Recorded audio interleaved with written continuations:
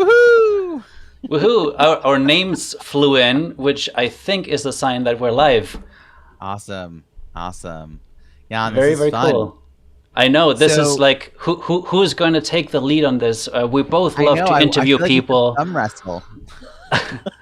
Should we do a rock paper scissors on who's going to ask the first question?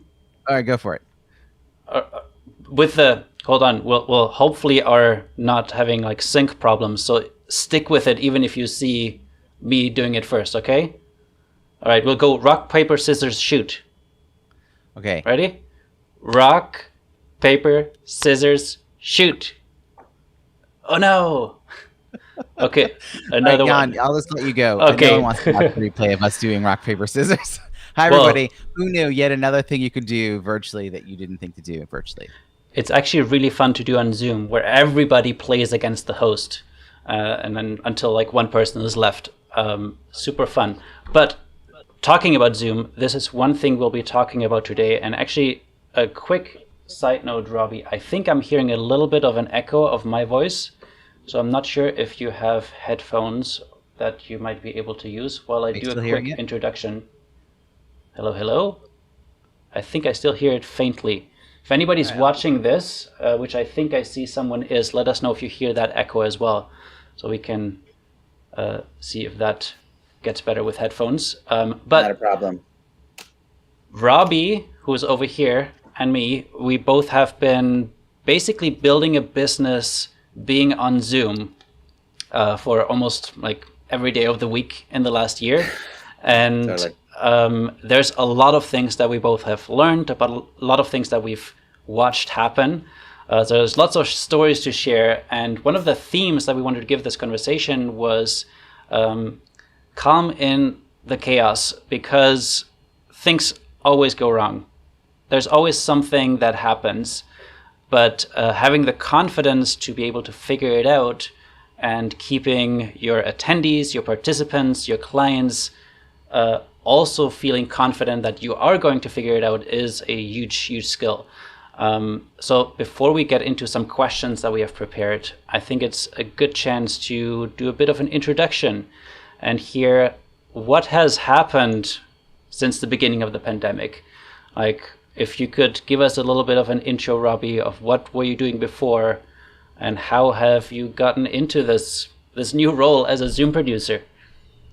Yeah, it's been a wild year, Jan. As you said, prior to the pandemic, I was definitely not focused on all things Zoom.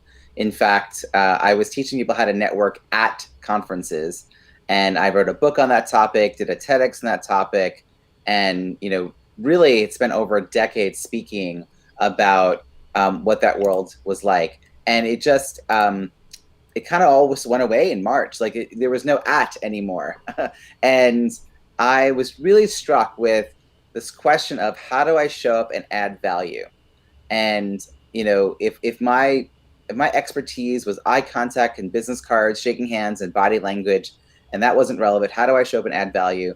So on March 12th, I wrote 9 ways to network in a pandemic. And then one of those ways was to host a happy hour. And I was like, well, let me just try that. So I asked some friends that I had in a private group, would you come if I did this tomorrow? And so Friday, the 13th of March, is the first time I hosted a virtual happy hour. I've hosted every week. We're actually almost on a year of me doing this weekly event. It's turned into this 2.5-hour extravaganza of networking and Zoom tips and a ton of Q&A, and it's such an amazing community. And really from that, very quickly I realized the value of providing something more structured. So in May, I launched a 4-week program that taught people how to use Zoom, online facilitation, and virtual event design. And that really morphed into a certification program when I realized just how much effort people were pouring into this. So that led to clients hiring me to bring their events strategically online with less stress and greater participant engagement. And I've had the good fortune of working with some amazing national and statewide advocacy organizations. Several just have me do all their events for the entire year. And it was amazing because it was nonstop. But it really, in 8 months, I went from I don't have a business right now to a 6-figure business built on revenue that did not exist prior to April 2020.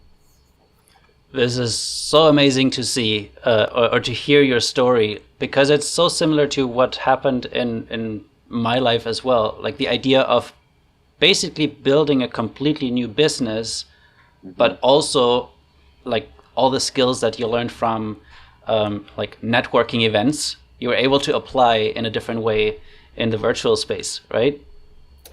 Well, for me, events are about content and connection. It's the reason we got on planes back, moment of silence, just to think about that time. Okay, so back when we could go on planes, it wasn't just like for content that we flew to conferences. It was for the possibility of great connections. And there have been studies that show that 3/4 of people say that networking is a high one of the top factors for why they choose to go to an event. So lots of intentionality around networking. But we also know that the follow-through rate is not 75%. So I was working on helping close that gap between intent and follow-through. So I know that even though then virtual events were kind of bonus content, now that virtual events are synonymous with events, we have to make sure that they are a mix of content and connection. And I think the reason my weekly event is so popular a year in is that it's not just a social and it is not just a webinar. It's a community that gets together to learn, grow, and connect with each other and support each other.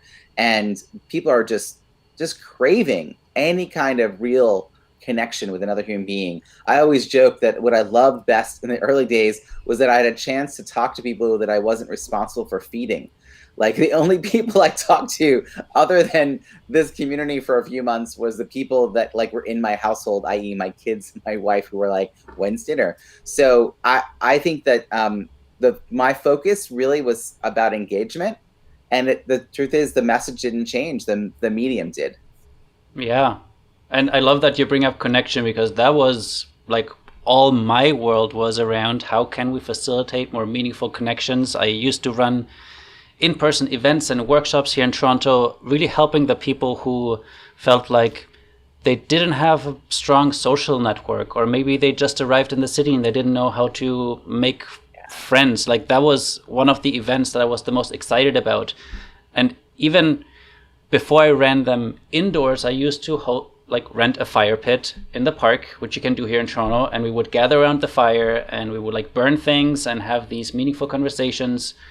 And then I went indoors in the winter to continue build an LED campfire, found this beautiful meditation space that had a star ceiling. Like they had this room that was black and just like these LEDs in the ceiling that were like sparkling. Set up my campfire in there. It was so beautiful. I really miss those in-person events of really designing the space around the experience. Something that is so much harder to do in a virtual space. But yeah, sorry, you have a question? I do have a question. I have such a tell. So I want to know though, I mean, I know that you, like me, like you and I share a passion for designing thoughtfully, really thinking about purpose first design in how we were creating these in-person experiences. And so I was curious how you felt as you had to then reimagine all of that in an online platform. And were you excited by the challenge? Were you daunted? Did you want to put this off for a few months and hope that it went away? Like, how did you initially in March, April, May, June react to this new reality? Yeah, great question, because those first few, the first month and a half was a very interesting time to look back on, because things happened really quickly and I didn't think it would happen that quickly. And in the beginning I was like, okay, I actually had one of those events called Campfire Conversations coming up, and I had the venue booked and everything, and they didn't message me yet about it being canceled. I started looking up online, okay, how can you have extra hand sanitizer? If somebody traveled recently, they're not allowed to come. Do we check temperature at the door? What can we do?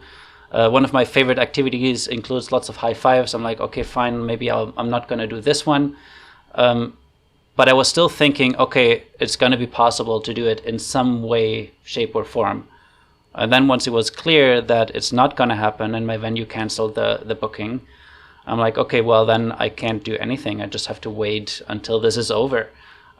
Because one of the main things I have people do, and I think my son took my cell phone sleeping bag that I usually have people create out of a padded envelope, put their phone in it at the beginning of the event, seal it up, sometimes even with like a wax seal so we can see who tried to peek. But I could not ask people to put their technology away anymore, because now that was the only way we could still connect with each other. So I was very skeptical. I'm like, this is not, like, you cannot be present. People are always going to be distracted. They're going to be checking emails and surfing social media while they're talking to you, and you will not necessarily be able to see it, but you will feel the same way somebody is like replying to a text message when you're talking to them. You will just feel so unimportant and ignored and invisible. And it wasn't until I said, okay, I guess this is not going to go away soon. If I'm not going to innovate, if I'm not going to try to experiment, then like my business is going to have to fold up. And for the next few weeks, then after I said, okay, let's experiment. And I love running experiments. I just started hosting 2-3 events a week. I attended an event every other day that I wasn't hosting something, and got burned out really quickly. Like, I did that for 2 weeks, and then I was like, oh my God, I can't sit in front of the computer anymore. This is too much. But I very quickly learned, okay, there are certain ways we can still create these moments of human connection. Breakout rooms being like one of them. It's like the holy grail. Once I discovered breakout rooms, everything changed. And then I started learning what worked. I started teaching. I think my first workshop I ran in April of teaching, hey, the first one was just, here's a masterclass on how to use the breakout room feature. Because I'm like, people need to know this. First of all, you need to know that it's free. You don't have to pay extra for it. And you need to know how to use it. So that was the first one. I ran a bunch of them over the summer right after. Isn't it kind of remarkable, though, Jan, that I was using Zoom for 4 years or so before the pandemic. I moved, actually, I host a podcast, That's the Fancy Mic. And I was using Skype initially, and my guests and my coaching clients couldn't remember their Skype login. So it was always causing a bit of stress to them to get them onto a call. And when I learned that Zoom didn't require a login, that was my total research. That was it. I was like, perfect. But it turned out to have a lot of the capabilities that I needed for my interviews. I had no idea for all those 4 years that I had the ability to turn a setting from disabled to enabled and have breakout rooms. And that was a huge aha. And that fact that for years they've been part of the free account too. I know. It's like a treasure. Like, but the first few like consultations I did, I basically got my fee paid back by just telling people, oh yeah, you just flick that switch and then you have breakout rooms, and you like blow people's mind. They're like, oh my God, it was totally worth getting on a call with you just for that knowledge. Yeah, that's amazing. How did you start monetizing this? Because, experimentation is fun.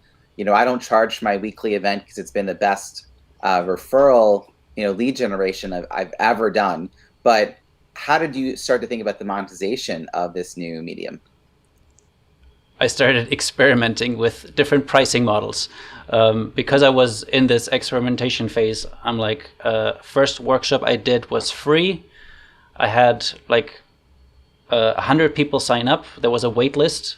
And a friend of mine said, why don't you just like ask for donations at the end? So I did the workshop for free. And at the very end, I said, well, this is how much work I put into putting this together. And if you received any value, here's a PayPal link. And that was like, it changed everything for me. If I didn't do that, I don't think I'd be where I'm now, because one person sent me $100. And I'm like, the most I would have charged was maybe like $25. So getting 4 times the money back, I'm like, people getting a lot of value from this. I started running I think in total about 6 workshops in the last year, and then turned this workshop series into a 5-week virtual facilitator training in September. Ran that now. Yes. I'm like just wrapping up the 3rd cohort and realizing there's tons of value, and people really need to rethink how they're taking their in-person events to the online, because you can't just replicate it, as you know. So my focus was a lot more on training the facilitators, training the event producers on how they can create those engaging experiences. And then as one like side offer, I said, well, I can also come and run all the tech, so you can focus on the facilitation. And that turned into its own little business with hiring a few people that are facilitating or doing the tech Zoom hosting for me. But the focus always has been more on the teaching. Like that's where I light up the most, is when I can show a group of people or someone a new activity, a new tool, they apply it with their community, with their group, and they're getting, like, everybody tells them, oh my God, that was so good, you're such a great facilitator, you're so good at creating virtual experiences. It's not really about me, it's about creating that bigger impact, almost like a snowball effect. Like if I impact 10 people that all have community with 100 people, that's 1,000 people. I'm like doing the math in my head. So I love that, and I think it's why you and I hit it off, because I'm not excited that I am now doing everything on Zoom. I'm not like committed to forever only being on this medium. But if I'm on this medium, I'm embracing it, and I'm still going to bring in my focus on engagement, and that really does come down to facilitation. I mean, my 4-week program, it's interesting because I have a mix of presenters who are professional speakers who come to my program, and I have people who are meeting professionals or virtual assistants who are being asked to step into a role as a Zoom host or producer, and they want to make sure they're doing their side really well. And so it's been really interesting to have this mixed group when really they're all being taught the basics of online facilitation. You know, how do you go around the room and have that go smoothly?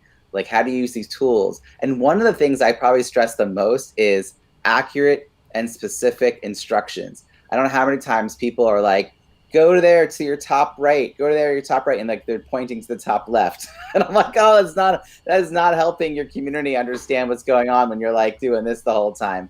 So like, you know, helping them understand, like, that's where you have to point. And, you know, where now that, you know, Zoom keeps changing. So like, where's the raised hand feature now? It's moved, you know? So it's been really like part of, for me, Zoom fatigue is if the content isn't highly relevant, that's going to cause Zoom fatigue. But hopefully that's been dealt with by the organization. And if it's not highly engaging, if it's not well produced, that's going to cause it. But I think a subtlety is when it's like decently, like, they're a good speaker and they're a decent facilitator, but they still make all these silly mistakes where they like don't know how to give the right instructions. And the person who's listening, their brain's working overtime trying to figure out, wait, they said go to the left? Wait, where is it? Where do I click? And like they're lost, and they spend like they lose minutes just trying to understand what just happened and what do they miss. So I mean, it's amazing how smooth it can be when someone does it well, because you don't even notice it. Like in some ways, we want to get the medium to be in the background, like don't even notice it, and then you can have these amazing connections that you were talking about. Yeah, exactly. All right, I think I would love to get into some of the questions that I was just thinking that I see great minds think alike that I actually got from listening to a Tim Ferriss podcast where he interviewed Brené Brown. So let me quickly remove our 2 titles here. Dun.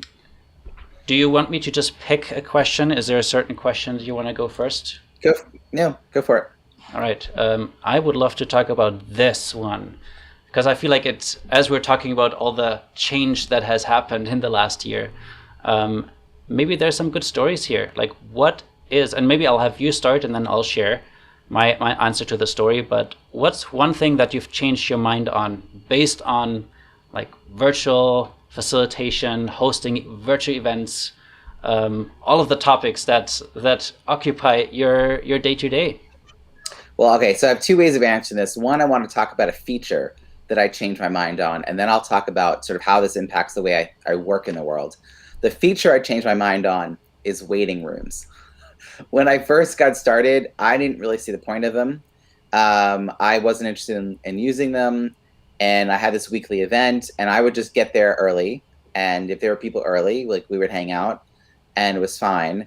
But I, of course, needed a few minutes to get myself set up each time, and I would try to get there a little earlier. And finally, one week, like I would say 10 weeks in, I got there 10, 12 minutes early, and there were already people in the room. And I was like, okay, I give up. This is not working. I need to have a closed door before I let everyone in. And now I open my events 2-3 minutes max beforehand usually. And then I will start 1 to 2 minutes after. And I usually, I either play a little music, or with clients, I'll have a countdown clock too. Because I actually realized I don't want everyone chit-chatting before it officially starts. And that it was really difficult to get people to refocus on the main topic, that the 2 or 3 people who were in a conversation sort of like didn't get the subtle hint we're ready to start, and now there are 30 people watching them have a conversation in a fishbowl. Right. So to avoid that and have social etiquette, for me, now it's like you have the waiting room on, then the music, let everyone in, turn off the waiting room so no one gets stuck in the waiting room. And which is the reason I didn't like them. I didn't like them because I hated the idea of people getting stuck in them. But then when I realized you could just turn them off, that changed everything. So that's the feature that really has shifted for me. The overall use of Zoom is that I was hosting a monthly in-person dinner gathering that I was running as a mastermind, as a way to get to know people that I had really connected with initially through online groups. And now I run a monthly gathering for 2 online groups that I kind of bring them together into one event because they have a lot in common.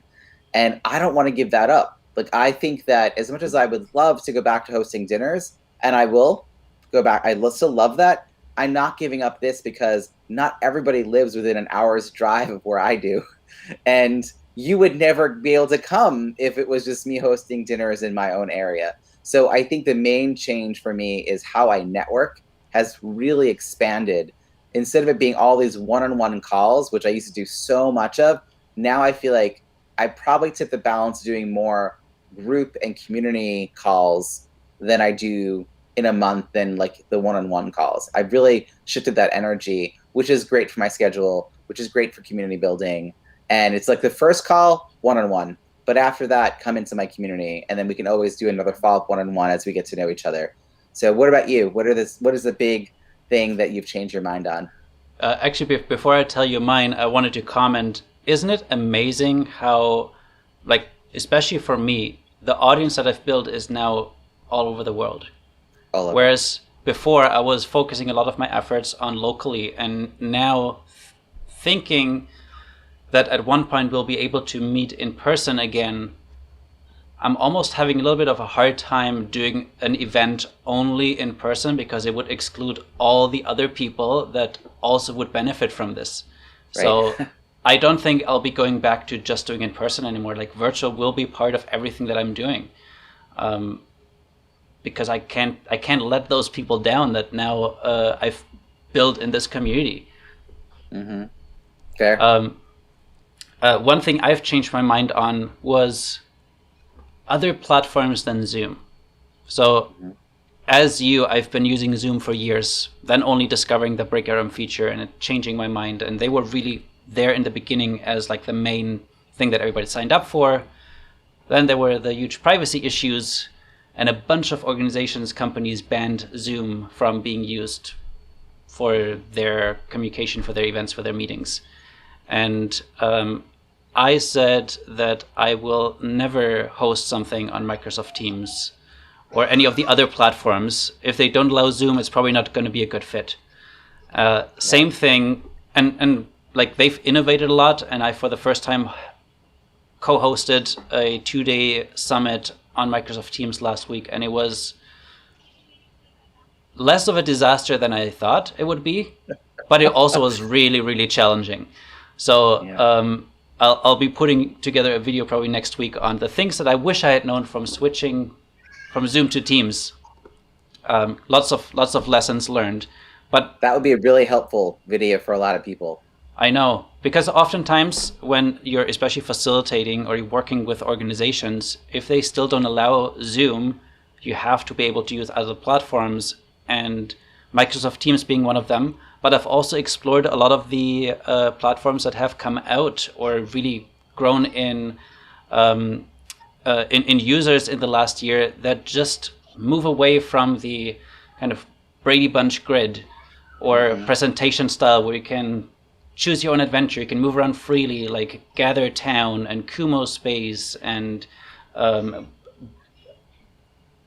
Bramble, and like there's so many out there. And I'm hoping that at one point this year, the question will not be, okay, how can we get this outcome, this experience within the restrictions of our Zoom window, but what platforms is the best to get that experience out there.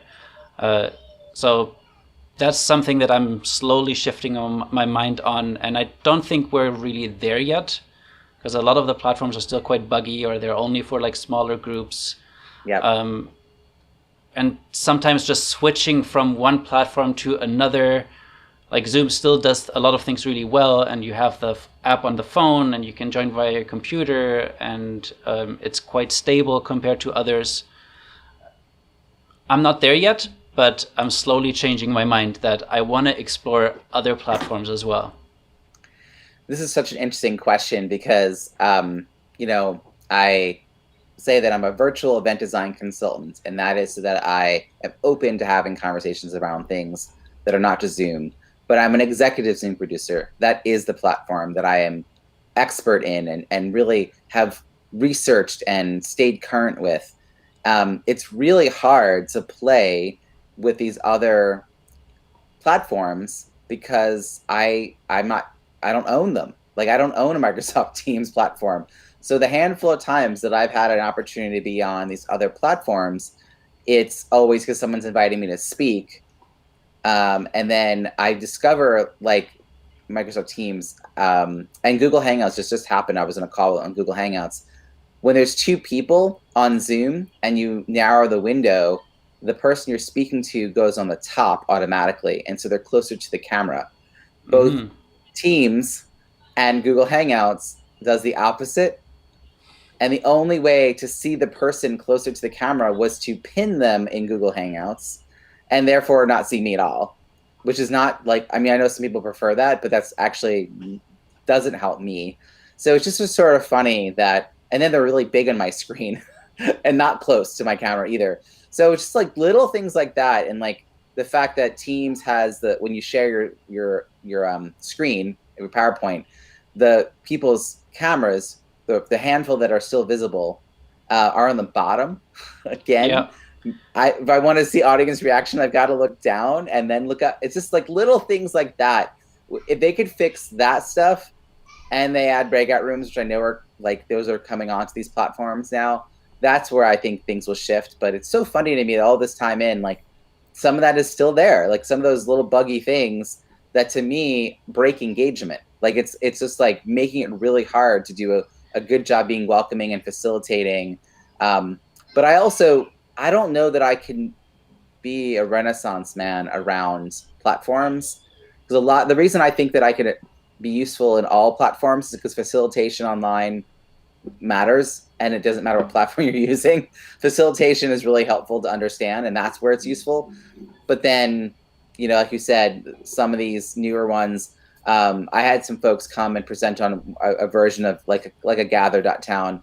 But they're smaller gatherings. I think they're great. But if you're going to have 200 people, I think we're still looking at more of like a limited number of platforms to choose from. And then you've got more webinar focused ones, which are still out there, very popular. And I've had a lot of clients show very low risk tolerance at first around online, and they wanted to like lock everything down and basically just do a webinar. I'm like, you might as well just pre-record everything and just make it a YouTube exclusive. Just don't even bother making it a live event. So really like talking people through the benefits of live, the benefits of engagement, the benefits of networking, breakouts and things like that. And for that, I think Zoom still meets those marks.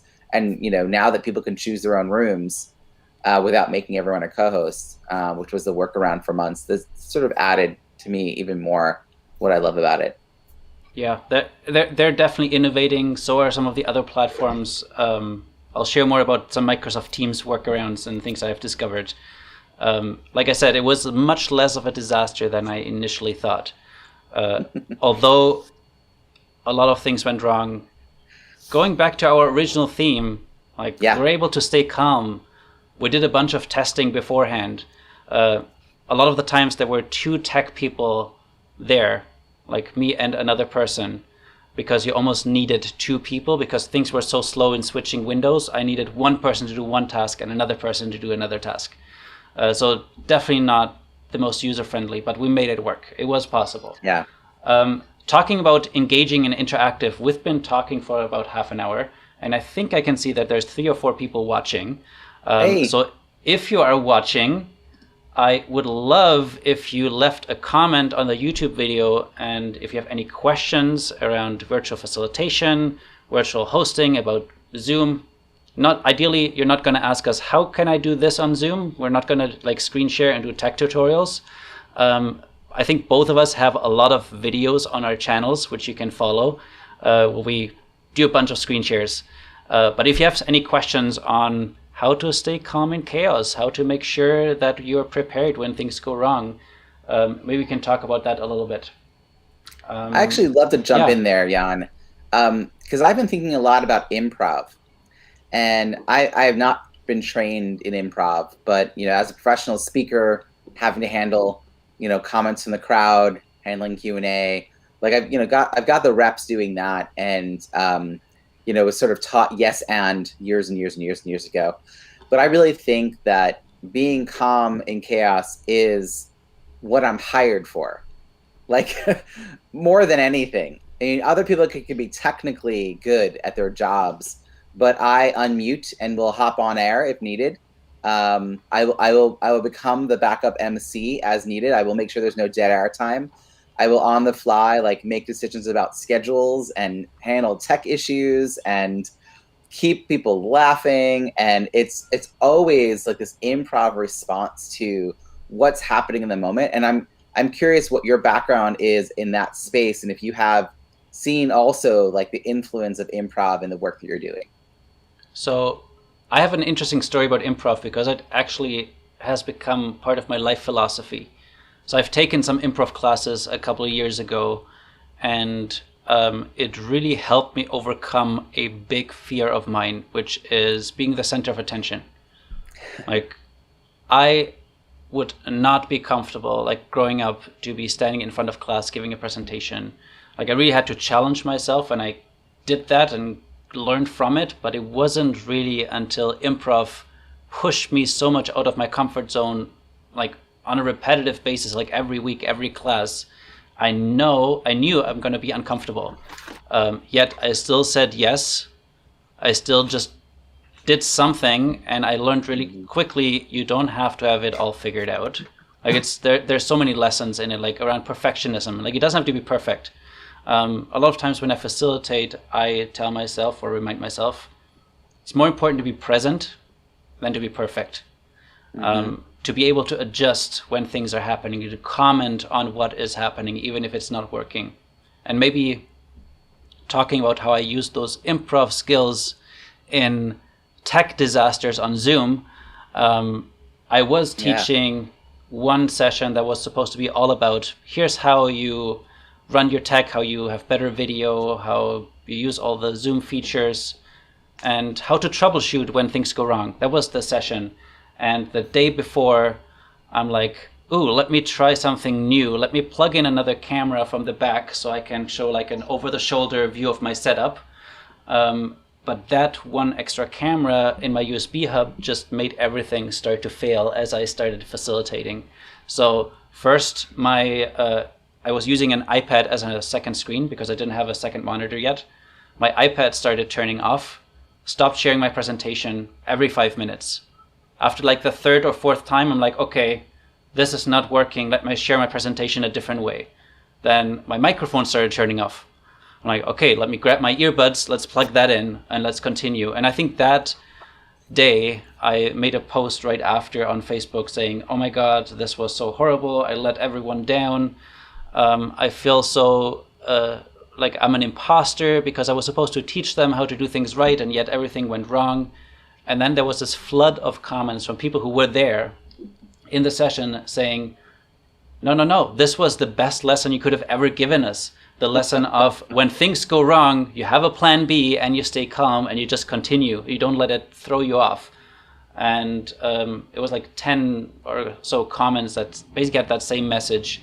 It was only then that I realized, oh yeah, I did that. I stayed super calm. I knew what my backup is. And I think that's when people ask me, hey, how can I prepare for tech problems? It's, well, think ahead of time. What are the things that you think could go wrong? And what would you do in that situation?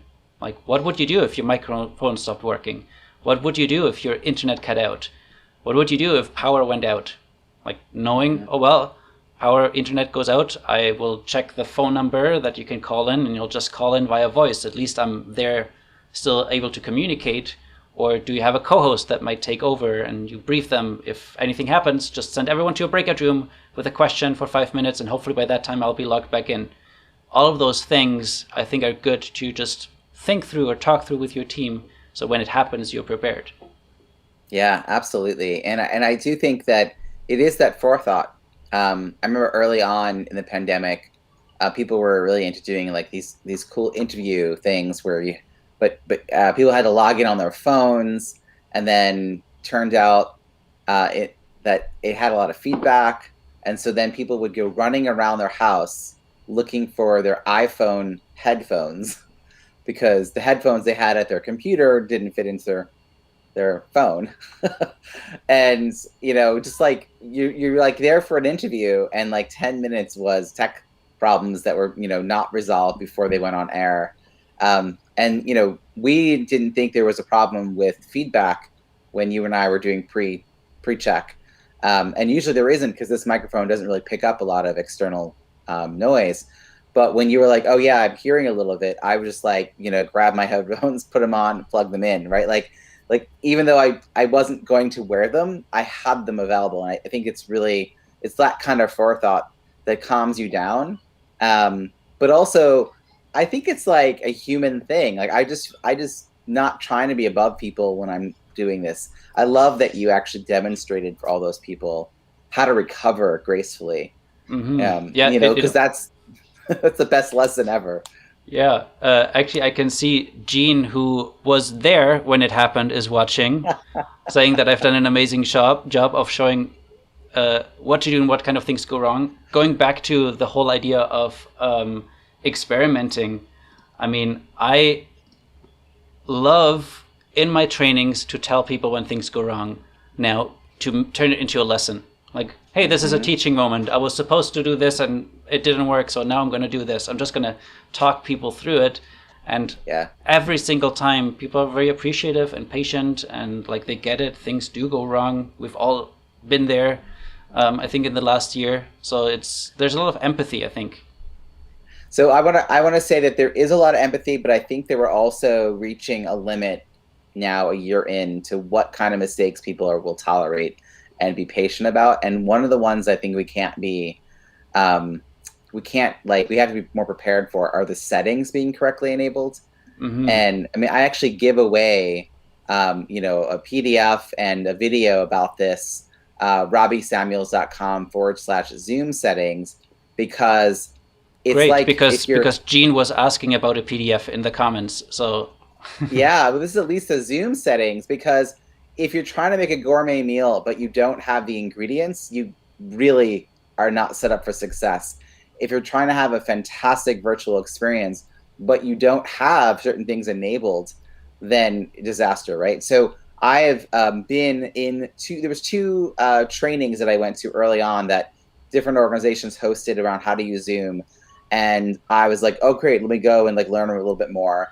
And both times, breakout rooms were not enabled. even though that was something they were going to show us how to use. And that's because the person asked to come and present, it wasn't their account. Yeah. And back then, they didn't go through and make sure everything was set up correctly. And so I created that the same way you might have an AV like list a rider, AV rider when you're presenting. Because I think it's embarrassing at this point to walk in. It's sort of like, well, I was going to have, a slideshow, but I forgot to ask for a projector. So sorry. So it's sort of like that. I think at this point, we have to have those basics covered. So I usually share this with my clients, and often their response is like, do you want to host? Do you want to host on your account? Sometimes they say that, or sometimes I just give it to them and then I just confirm that they've done the settings. And they're like, actually, that wasn't hard at all. And now we know it's set for all of our other meetings. And I'm like you, I'm really into training and teaching. And so I don't want to just come in, lead a session, and not leave them better off. So I leave people with a run of show, like an agenda or an outline that they can use with every monthly guest they have that comes into their organization to speak on a topic. I'm like, here's how I open, here's the flow, here's how I handle these transitions, blah, blah, blah. And I just spell all that out for them. I basically produce my talk, but then I leave them with a run of show that they can use for all their other guests in the future. Because I think it's a part of our, I don't know, it feels like my responsibility. It seems like you have the same ethic around this. It's like, I want everyone to get better. Like, this is not like, I don't want just my events to be better. I want everyone's events to be better. Yes. Like I usually hop on a planning call before the event on the Zoom account that the event is going to be hosted, so I can check the settings are all enabled, and we have breakout rooms, because that's the worst thing, if you have breakout rooms planned and then you find out kind of mid-session. I gotta say, like, I remember that when this happened, this person said, oh, sorry, well, I guess we either can skip that, and everyone was really early, so people really wanted to see it because they had not experienced it, or everyone could leave and come back in. And then as we were leaving, she said, oh, I learned from last time that you're gonna have to wait 20 seconds and then come right back in. And honestly, all I heard was, this happened before. Like, I don't think you learned from last time. So, I mean, that was fine back then. Again, it was really early on, March, April. But I kept saying, if that were to happen in September, no way. And, I think it's one of those things, you do the mistake once and hopefully you learn from it. It's the same way of like, you just recorded a video and you forgot to hit record. Like, yes, you don't do that again, hopefully. You hopefully learn from that lesson and then improve. I see Gene has a question that I'll put up, and then maybe we can go back, if there's no other questions, to some of the other ones that we had prepared. So Gene wants to know, how much do you print things out to have on your desk, and how much do you depend on seeing things only on your screen? I think especially talking about screen real estate, like if you only have one screen, sometimes hard to fit everything on one. I'm curious how you have, what your setup is, and then I can share a bit of how I do it. When I'm managing a very involved conference, I might print out the run of show. I've had to manage 3 concurrent sessions. I don't want to do that again, but I had to definitely have some things printed out. But other than printing out the run of show to have quick access to that, I usually don't print things out. I'm also, though, very fortunate that I'm working on an iMac.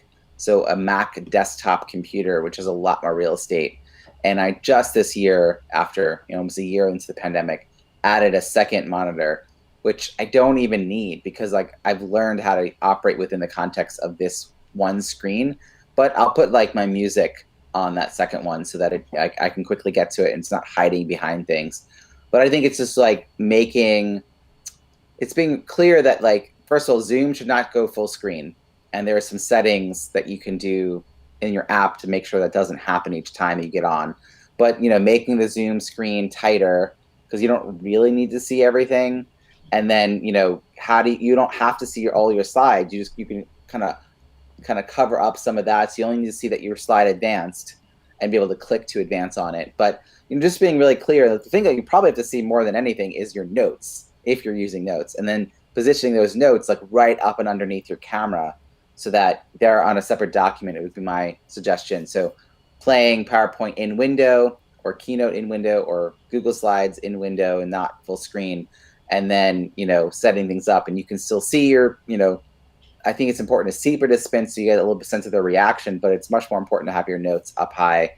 Some people use other monitors or an iPad behind their camera as as a way of doing their really teleprompter type things. I haven't gotten into all of that. I mostly am not scripted when I'm presenting online, so I haven't really had to deal with that very much. I feel very fortunate to have a desktop, I will also say. I don't think I would have had a business last year, Jan, if I was living with my MacBook Air. It's a really lousy camera. I was just like, I don't think it would have worked. And I probably wouldn't have gotten the traction around it so quickly to have continued. Yeah. For me, I only have a MacBook Pro, and luckily that has been able to do all the things I need to do. Even sometimes the fans get really high because it works really hard. Like having Keynote open and Ecamm open and Spotify open, and like it starts to slow down a bit. But I'm trying to think, when was the last time I printed something out? I usually don't print things out, just as a backup for full day conferences, summits where there's a lot of notes, and all my other screens are taken care of. Like I actually used my iPad recently, where I had the kind of run of show on there, so I could kind of scroll, see where we are. I also had it open on my computer, so I could copy paste like chat messages that were in there. Right. So but I started using either keynotes, like presenter notes, or a separate document where I have everything, like all the copy paste information with my script that I'm kind of going through. And I actually switch between seeing that on the side of my screen and then seeing gallery view as like the biggest part of my screen, and then chat and participant window if I need it on the side. That's kind of my main setup on my main screen. And then the presentation itself is on another screen. So I don't need to be looking at my slide the whole time. Only when I'm switching to make sure that I'm on the right one. But what I need to see, like you said, is the notes. And I want to see the participants, because I feed so much of this energy that is going back and forth. And compared to in person, a lot of the energy gets lost going in the camera and through the internet and out on the screen and then coming back.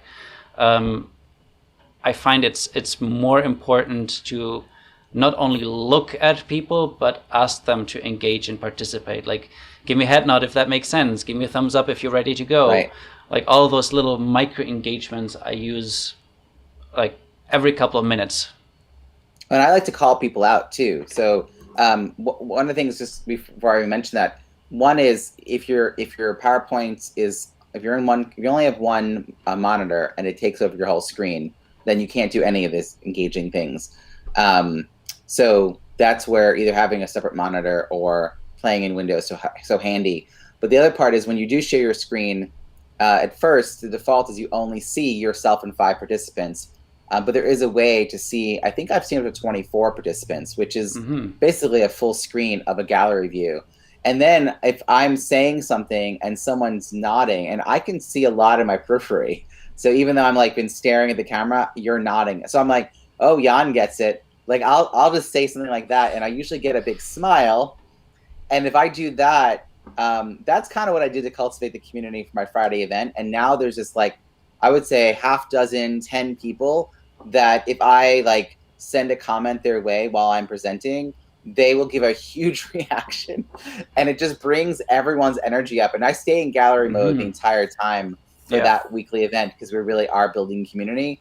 But I mean, even if I were like on a webinar, I would still want to find a way to like call out people's names from the attendee list, even though I can't see them, because I really do think people are like, oh, he's paying attention to us. He knows that we're here, and like you said, a thumbs up or a nod or, something like that. I think these are all really key, and they're so minor that in person, you didn't have to ask for it.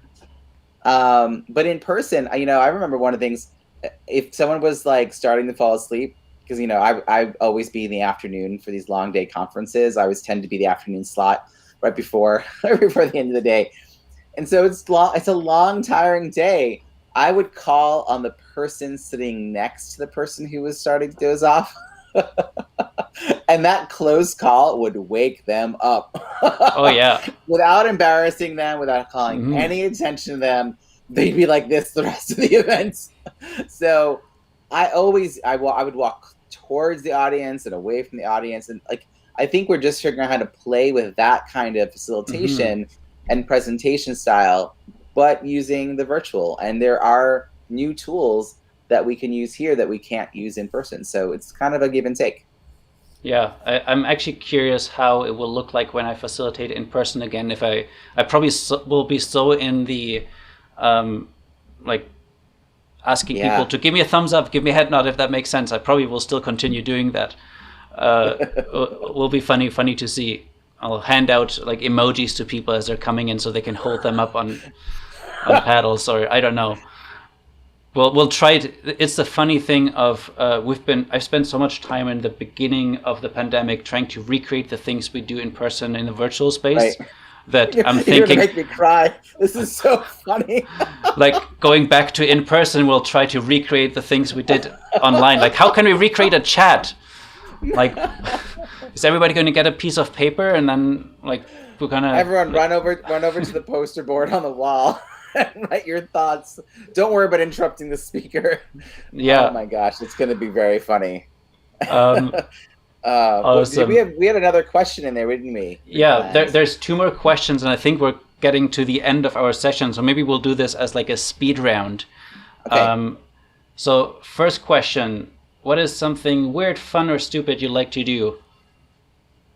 So I really love setting people to breakout rooms with a thoughtful question, where the question is asked and then a prompt is also given an answer before like going to the rooms. They come back from the rooms, and then I have participants nominate someone in their room that had a great story to tell by writing their name in chat. And then we debrief by getting a handful of people to unmute and share their story based on the fact that someone else nominated them. And what I love about this is that it brings more diverse voices into the room. It's not just the usual suspects. It's not the people who are self-promoters. It's not only your regulars. It could be someone who's brand new. And that if you tell a story with heart, even a story of success, even a story about your book that launched, if you tell it with heart and humility and humbleness, people are going to want to cheer you on and want to give you the microphone.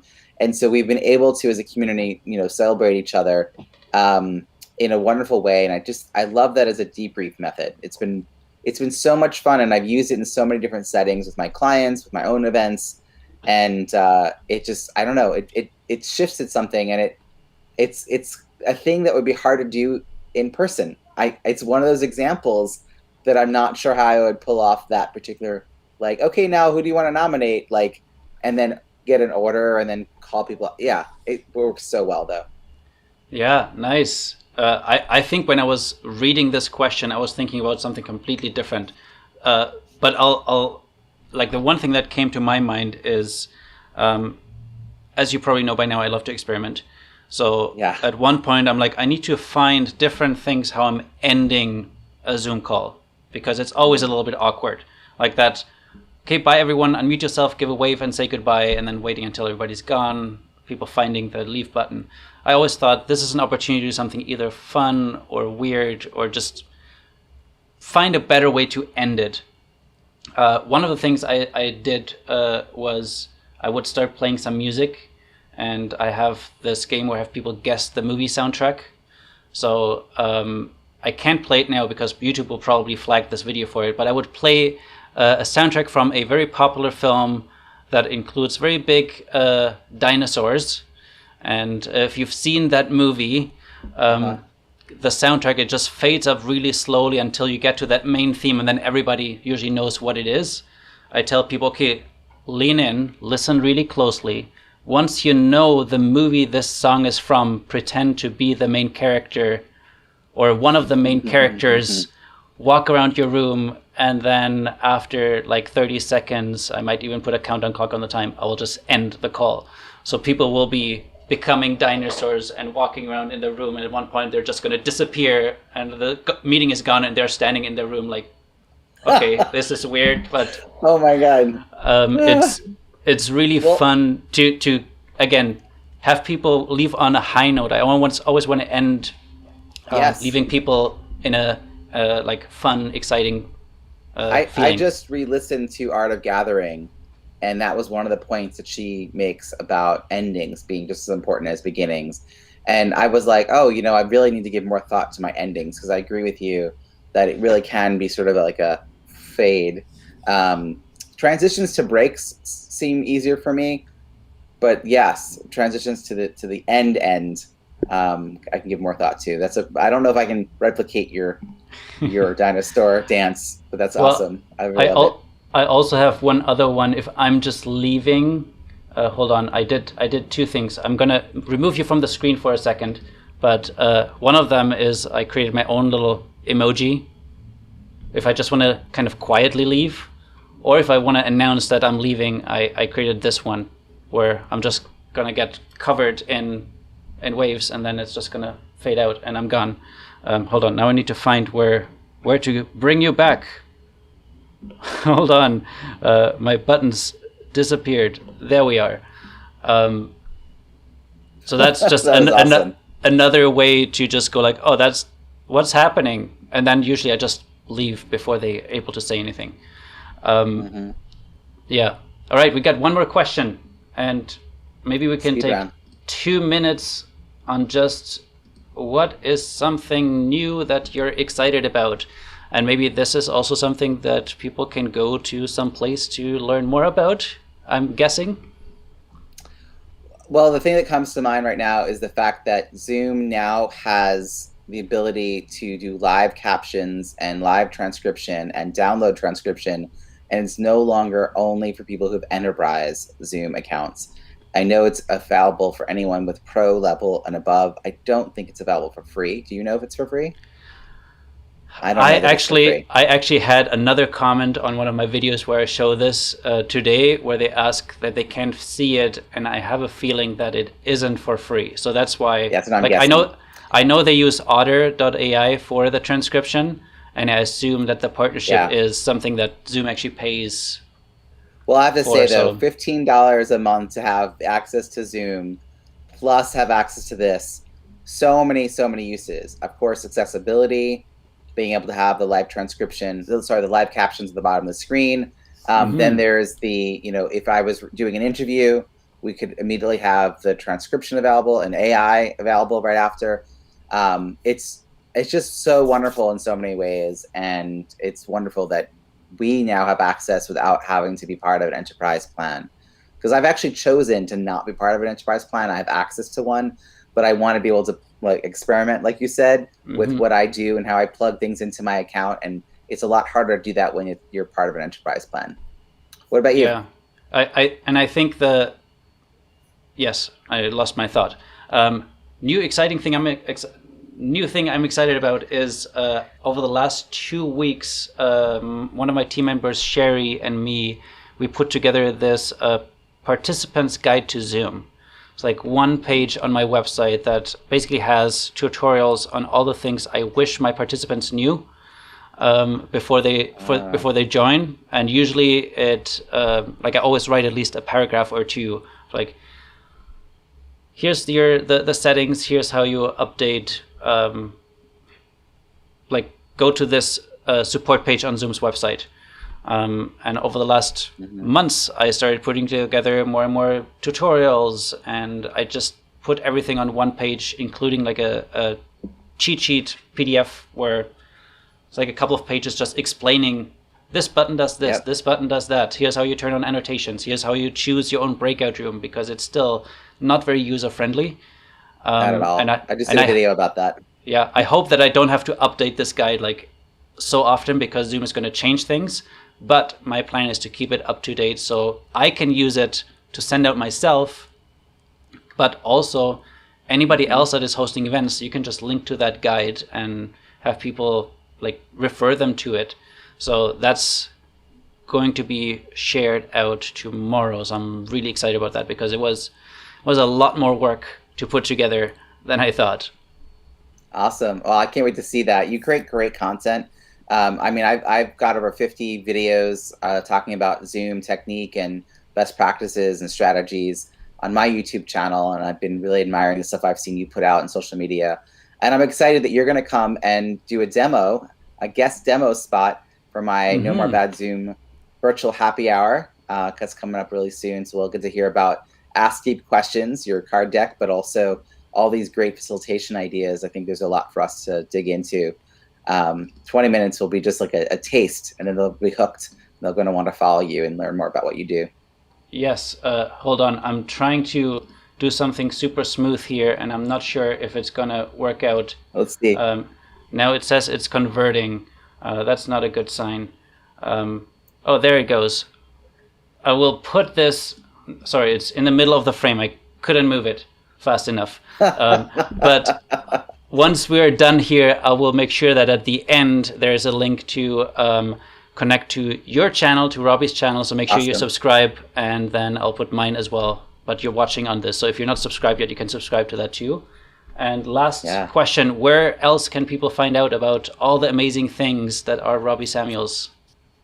So everything is available off of robbiesamuels.com, and in particular, my weekly event that is free, nomorebadzoom.com. Those are two good places to start to learn more about me.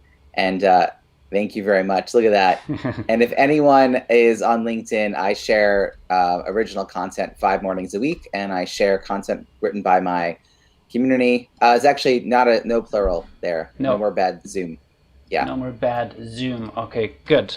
That way everybody knows. There we go. nomorebadzoom.com. Awesome. Thank you for on the spot. I love how you're using all these new tools to bring engagement to your interviews. And I want to thank the folks that watched and asked questions. That was really wonderful as well. Yeah, thank you, Gene, and whoever else was watching, the anonymous person. Thank you for spending some time with us. And if you have more questions about the topics we discussed and you watched this in the replay, still leave a comment. I'll make sure to check them out, and I'll tag you if there's anything that you can contribute as well. Brilliant. Thanks, Jan. All right. Bye, everyone. Hold on. I need to find my little goodbye hand. Oh, no. Then you will disappear too. So we'll just do the real hand. Okay, wave your real hand.